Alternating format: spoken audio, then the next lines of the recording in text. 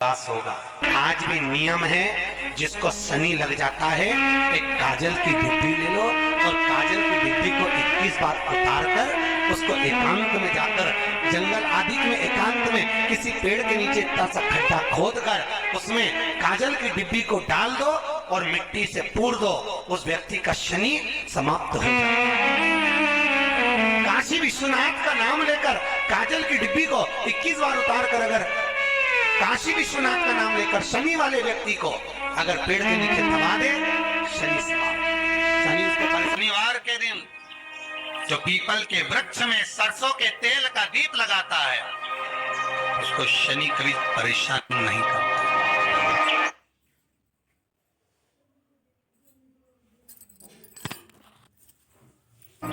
बात हमेशा ध्यान रखिएगा। मान लो अगर कोई भारी रोग ऐसा शनि महाराज के कारण हो गया हो, अच्छे काम करते करते उल्टे हो रहे हैं, होते किसी किसी के साथ में विपरीत परिस्थितियां आ जाती है, अच्छा करने जाओ बुरा हो जाता है, अच्छा कर्म करने जाओ बुरा हो जाता है। तो पीपल के वृक्ष की जो छाल होती है, छाल देखिए पीपल के वृक्ष में जो छाल लगी होती है, उस छाल को घिसकर चंदन बनाकर भगवान शंकर का स्नान कराकर अभिषेक कराकर पूजन कराकर पूजन कराने के बाद में पिपलेश्वर महादेव का नाम लेकर, कौन से महादेव? पिपलेश्वर महादेव का नाम लेकर वो जो घिसी हुई छाल होती है उस छाल का तिलक भगवान शंकर को लगा लो और उसी का थोड़ा सा भाग अपने कंठ पर मस्तक पर लगाना प्रारंभ कर दो। धीरे धीरे जो विपरीत दशा है उससे भरना प्रारंभ हो जाती है। पर नाम याद रखना, पिपलेश्वर जन के बोलिए पिपलेश्वर महादेव। एक देवता ऐसे हैं जिन्होंने दूसरे का हिस्सा खाने का प्रयास करा था और आज भी उस देवता से दुनिया डरती है। और उन्होंने दूसरे का हिस्सा खाने का प्रयास करा था तो शंकर भगवान ने उसको भी नहीं छोड़ा। कौन से देवता? वो बाल्टी में हर शनिवार को आते हैं। कौन से? शनि देव। उन्होंने क्या करा था? भगवान सूर्य नारायण ने अपने सारे पुत्रों को देखा, सारे पुत्रों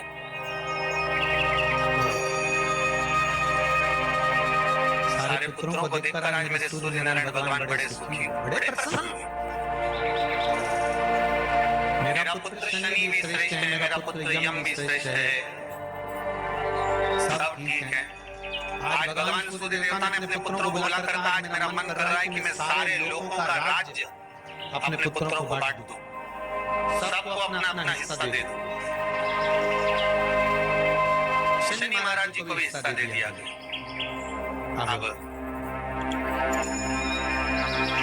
जब शनि महाराज जी को हिस्सा दे दिया तो शनि महाराज जी संतुष्ट नहीं हुए। दुनिया में ऐसे लोग बहुत सारे हैं जो संतुष्ट बहुत कम हो पाते हैं। शनि देव के मन में संतुष्टि नहीं हुई। जब शनि देव के मन में संतुष्टि नहीं हो तो शनि महाराज उसी समय पर अपने सारे भाइयों का हिस्सा बटोरने लगे, उस पर कब्जा करने लगे। कब्जा करने लगे तो सूर्य देवता की आंख में जल भर गया। कितना तेजवान सूर्य नारायण, कितने तेजवान, कितना तेज भगवान सूर्य के पास में था। और शनि महाराज को देखकर आज रो रहे हैं। शनि महाराज ने अपने भाइयों के हिस्से पर क्या कर दिया? सूर्य नारायण भगवान की आंखों में जल भर गया कि मेरा पुत्र ऐसा कर रहा है। शनि को बुलाया सूर्य नारायण भगवान ने, समझाया और नहीं माना। किसी किसी की नियत होती है, इसको इतना कैसे दे दिया, अम्मा ने इसको इतना कैसे दे दिया, पिताजी ने इसको इतना कैसे दे दिया, मैं तो कब्जा करूंगा, दुकान नहीं छोड़ो, घर नहीं छोड़ो, ये नहीं छोड़ो, वो नहीं छोड़ो, मत छोड़, एक दिन संसार छोड़ कर जाना पड़ेगा। तब कहीं जमीन जायदाद छाती में बांध के ले जाएगा। नहीं माने तो सूर्य देवता ने अपने गणों को भेज दिया, जाओ जरा शनि महाराज को जरा हटा वहां से। शनि महाराज को गुस्सा आया और शनि महाराज ने उन सारे गणों को नष्ट कर दिया। सूर्य नारायण रो रहे हैं। भगवान शंकर की पंचायत में सूर्य देव भी है, मतलब शंकर भगवान के मित्रों की गणना में सूर्य आते हैं। भगवान विष्णु, सूर्य नारायण, शंकर भगवान, माँ दुर्गा, गणेश जी, ये पंचायत है ना शंकर की, शिव पंचायत। शिव परिवार में कार्तिक, गणेश जी, पार्वती जी, शंकर जी, नंदी, ये शिव परिवार। पंचायत में सूर्य देवता, सूर्य नारायण को रोता हुआ देखकर भगवान शंकर को बड़ा दुख हुआ। शिव जी ने पूछ लिया, क्या बात है, आप रो रहे हो? नारायण क्या हो गया? मेरे बेटा मानने को तैयार नहीं है। आप चिंता मत करो, अभी देखता हूँ मैं जाकर। और भगवान शंकर ने जाकर तुरंत सूर्य नारायण भगवान के कहने पर शनि देव को जाकर समझाया। इतने में तो शनि देव आग बबूला हो गए। आग बबूला होकर शनि देव ने कहा, हे शिव, आप मुझे जानते नहीं हो? शंकर भगवान ने कहा, क्या जानना है ये बताओ,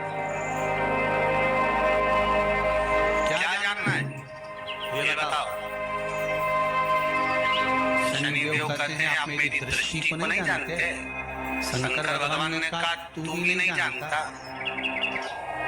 कि तेरी दृष्टि खराब कैसे हुई। तेरी दृष्टि को श्राप किसका लगा है तुझे नहीं मालूम क्या? शंकर भगवान ने जब समझाना चालू करा, देख शनि देव, तुम तो कह रहे हो, तुम तो बोल रहे हो कि मेरी दृष्टि नहीं जानते। हम जानते हैं आपकी दृष्टि मना नहीं है, जाना। और आप नहीं जानते क्या? शिव जी जानते हैं। शिव जी ने कहा, मैं सब जानता हूँ। आपका विवाह करा सूर्य देवता ने, आपकी पत्नी घर में आ गई, आप अपनी पत्नी को देखते तक नहीं थे, इसलिए आपकी धर्म पत्नी ने आपको श्राप दिया कि जिस पति ने मुझ पर दृष्टि नहीं डाली, मेरे वो पति की दृष्टि कौन दृष्टि हो जाए, जिस पे डालेगा वो बर्बाद हो जाए। शनि महाराज ने कहा, आप मेरी पत्नी की याद मत दिलाओ। शंकर भगवान बोले, शनि फिर समझा रहा हूँ, हिस्सा छोड़ेगा कि नहीं छोड़ेगा? शनि बोले, नहीं छोड़ूंगा। शंकर भगवान ने उठाया, पीपल के पेड़ के नीचे ले गए और पीपल के पेड़ के नीचे शनि महाराज को उल्टा लटका दिया। 19 साल तक शनि महाराज को पीपल के पेड़ के नीचे शंकर जी ने लटका के रखा। अब बोल, 19 वर्ष तक शनि महाराज पीपल के वृक्ष में पीपल की जड़ पर बंधे रहे। बोलेंगे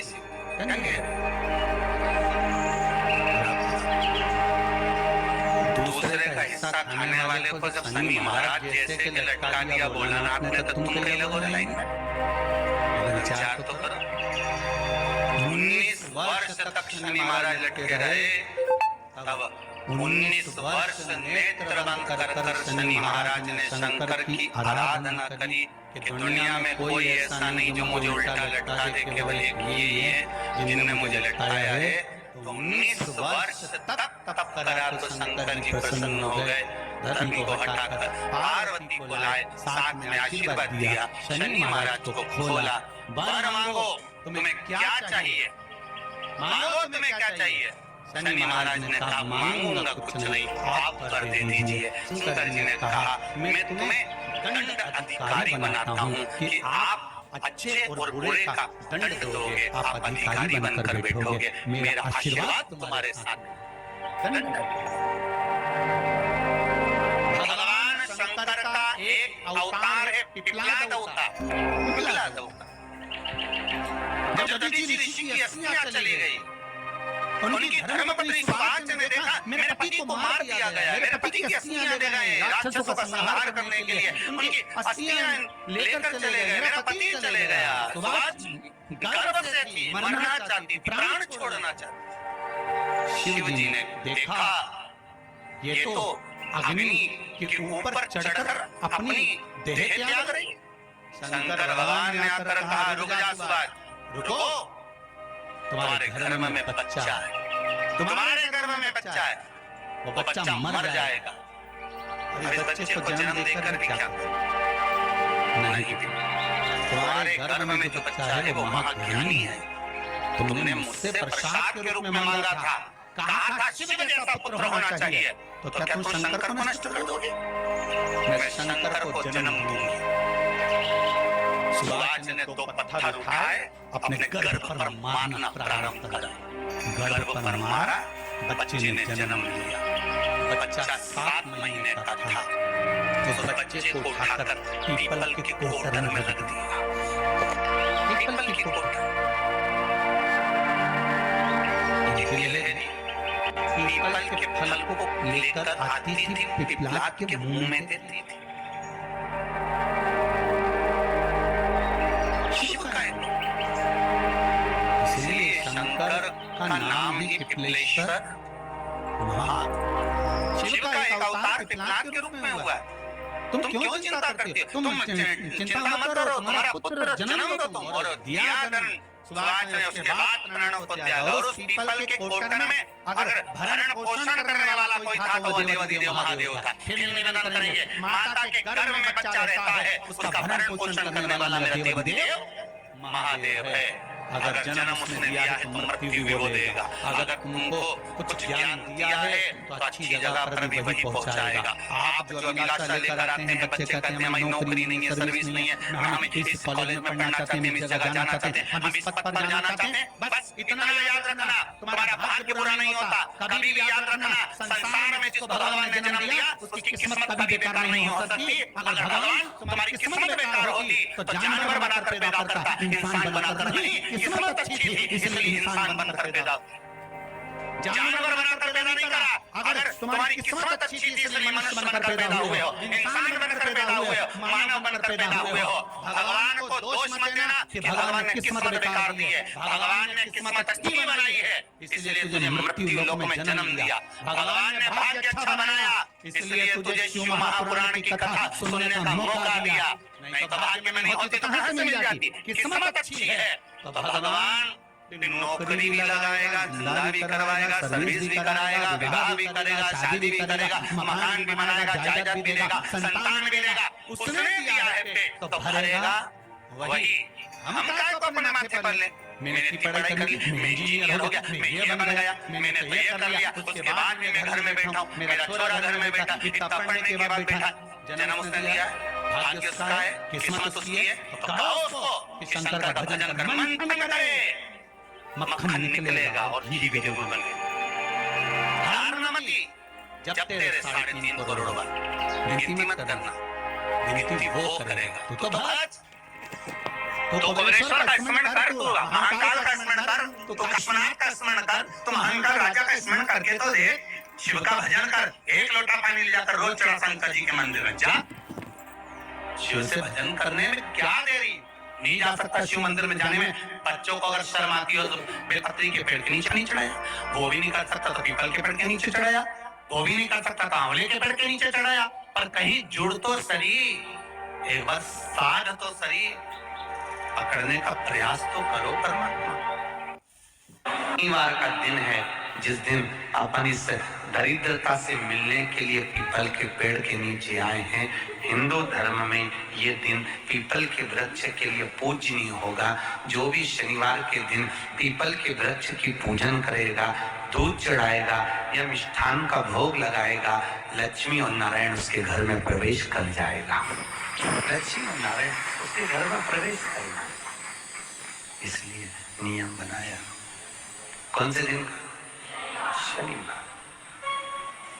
लक्ष्मी जी बोली नारायण आपने तो 1 दिन का वार लिख दिया। शंकर जी ने 7 वार बनाए हैं, रविवार, सोमवार, मंगल, बुध, गुरु, शुक्र और शनि। ये शिव जी ने बनाया। अब 1 दिन आपने अपना बना लिया, बाकी के दिन अगर कोई इस पीपल के वृक्ष के नीचे आएगा और यहाँ तो दरिद्रता बैठी है तो उसका क्या होगा? भगवान नारायण बोले सुन दरिद्रता, तेरे से एक विनती है, अगर कोई भी मनुष्य इस पीपल के पेड़ के नीचे अगर 7 दिन में आता है और उसके हाथ में अगर कोई सामग्री होती है तो तू उसके घर में प्रवेश नहीं करेगी। नियम है पीपल के वृक्ष का, या तो पानी का लोटा लेकर जाओ, कुंकू का चोपड़ा लेकर जाओ, शक्कर लेकर जाओ, या पेड़ के नीचे चींटी को डालने के लिए आटा ले जाओ, पर खाली हाथ पीपल के वृक्ष के नीचे कभी मत जाओ। कभी नहीं जाने। खाली हाथ जाओगे तो दरिद्रता तुम्हारे घर में प्रवेश करेगी। दरिद्रता उठकर खड़ी होकर बोली, नारायण तुमने अपनी मनमानी करी है, एक दिन मुझे भी मेरा चाहिए। भगवान ने कहा, बोल कौन सा दिन चाहिए? दरिद्रता कहती है, रविवार के दिन इस पीपल के वृक्ष के नीचे मैं दिन भर नृत्य करूं, इसमें रहूं, और जो यहाँ आए रविवार को मैं उसके घर में प्रवेश करूं। भगवान ने कहा, ठीक है। दरिद्रता, रविवार का दिन एक ऐसा दिन रहेगा जिस दिन तू इस पीपल के वृक्ष के नीचे नृत्य करेगी, और जो आएगा इस पीपल के वृक्ष के नीचे तो उसके साथ प्रवेश करेगी। मैंने तुझे वर दिया। इसलिए हमारे यहाँ केवल पीपल का वृक्ष अगर दीवार में भी लग जाता है ना, किसी की व्यक्ति की दीवार में, किसी के घर की दीवार में पीपल का वृक्ष अगर लग जाता है, पीपल का पौधा लग जाता है, उसको कितना भी तोड़ लो वो वापिस लग जाएगा। फिर तोड़ोगे फिर लग जाएगा। अगर पीपल के पौधे को तोड़ना है तो केवल रविवार का दिन एक नींबू, एक मिर्ची और बमूल का कांटा, ये 3 चीजें रखने के बाद में आधे घंटे बाद रविवार के दिन पीपल के पेड़ को उखाड़ कर फेंक दो। दूसरी बार कभी पीपल दीवार में लगता ही नहीं, कभी नहीं लग सकता। केवल एक रविवार को, केवल एक संडे, इतवार को। घर में दीवानों पर अगर पीपल लग भी गया है, इसलिए पीपल के वृक्ष को उखाड़ने का, अगर घर में पीपल लगा हुआ है या पीपल का पौधा हमारे घर में लग गया, उसको उतारना, निकालना, लगाना, तो पीपल के वृक्ष को अगर निकाला जाता है तो रविवार के दिन, और अगर पीपल के वृक्ष को कहीं लगाया जाता है तो सोमवार के दिन या मंगलवार के दिन, बुधवार के दिन, इन दिनों में लगा सकते पीपल के वृक्ष कहीं लगा।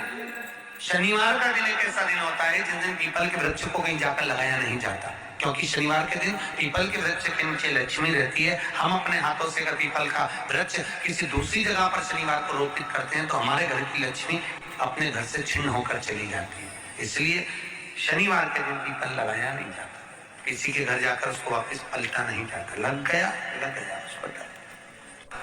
प्रभु मेरी धर्म पत्नी को कहाँ रखूं, आप बताओ। वो तो जहाँ यज्ञ होता है, अनुष्ठान होता है, दान होता है, पुण्य होता है, सत्कर्म होता है, वहां जाने को तैयार नहीं। अब करूं क्या? भगवान ने बोला एक काम करो। दुर्वासा जी बोले, जिसके यहाँ रात्रि में बर्तन झूठे पड़े रहते हो, उसके घर में इस दरिद्रता को लेकर तुम प्रवेश कर जाना। जिसके यहाँ रात्रि में बर्तन झूठे पड़े हो, वहां लेकर प्रवेश कर जाओ। दूसरी जगह दुर्वासा जी बोले, जो स्त्री घर में दोपहर के समय पर सो रही हो, उसके घर में इसको लेकर प्रवेश कर जाएगी। जो इस दोपहर के समय में घर पर सो रही हो, इस दरिद्रता को लेकर प्रवेश कर जाइए।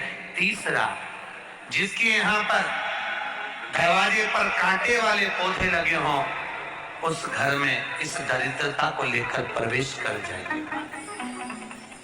दरिद्रता, कितनी सुंदर बात कही है। दाता और विधाता, कौन कौन? दाता और विधाता। लक्ष्मी और दरिद्रता के सगे भाई हैं। कौन कौन? दाता और विधाता। दाता को फिटकरी प्रिय, विधाता को नमक प्रिय। ये दोनों हमेशा लक्ष्मी को और दरिद्रता को, दोनों को समझाते थे, दोनों में प्रेम बढ़ाते थे। आज भी हिंदू धर्म की रीति है। यहाँ तो ठीक है, जिसके यहाँ पर भी अगर थोड़ी सी भी परेशानी होती है, थोड़ा सा क्लेश होता है, अशांति होती है, लक्ष्मी नहीं टिक रही हो, काम नहीं बन रहे हो, बहुत प्रयास करा जा रहा हो और हमारा कार्य नहीं होता, तो क्या करते हैं? फिटकरी और नमक को पानी में डाल देते हैं और घर में पोछा लगा देते हैं। आप लोगों ने आजकल फेसबुक पे भी पढ़ा होगा, व्हाट्सएप पे पढ़ा होगा। तो क्यों लिखा उसमें? उसका कारण ही केवल इतना है कि दाता और विधाता की प्रियता। माता ख्याति के जो 4 बच्चे हुए, इसमें जो 2 लड़के हैं, दाता और विधाता, उसकी प्रियता, उसकी पूर्णता। अब दुर्वासा जी बोले अपनी धर्म पत्नी को वहां लेकर, जहां कांटेदार पौधे लगे हो वहां पर लेकर प्रवेश कर जाएंगे। कांटेदार पौधों में उस दरिद्रता का निवास है। आए जब कष्ट, बहुत कष्ट का जीवन चल रहा हो, बहुत कष्ट की जिंदगी चल रही हो, ध्यान लगाना, अगर कष्ट का जीवन चल रहा हो, तकलीफ की जिंदगी चल रही हो, 5-7 सोमवार, या तो 5 सोमवार या 7 सोमवार, हाथ में दुर्वा मान लो ये तुमने